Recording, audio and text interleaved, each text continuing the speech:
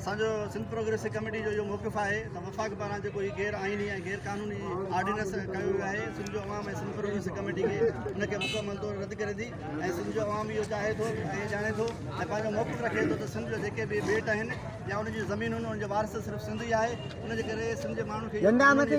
ऐं नेचुरली हक़ आहे त उहो उनजा रिसोर्स ऐं उनजा मालिक आहिनि उनखे कहिड़े बि वफ़ाक़ी या कहिड़े बि जुड़तूं ऑर्डिनेंस जे ज़रिए सिंध जो खां नथो फबाए सघे खसे सघे ऐं उनजे करे सिंध गवर्नमेंट ऐं वफ़ाक़ी गवर्नमेंट इन ॿिन्ही जेको साज़िश आहे ऐं ॾोह में बराबरि जी ज़िम्मेवार आहे ऐं उनजो हिकिड़ो ॿियो मिसाल आहे त जॾहिं बिटो मकानी निज़ाम ॾिनो वियो हो उन वक़्तु बि बिटो मकानी निज़ाम आणण वारनि बि राति जो मिठायूं विरायूं ऐं उनखे रद्द करण जे लाइ बि मिठायूं विरायूं हे बि साॻियो ई नमूनो आहे साॻियो ई ड्रामेबाज़ी आहे अॻ में उनखे NOC जारी करे सिंध गवर्नमेंट ऐं वरी उन NOC खे ख़तमु करण लाइ असां चऊं था त सिंध जो जेको अवाम आहे उहो सिंध जी मालिकीअ लाइ अॻिते अचे पियो ऐं सिंध जे माण्हुनि जो शुक्रगुज़ार आहियां जेको हिन प्रोग्राम में सिंध जे माण्हुनि जे लाइ अॻिते निकिरे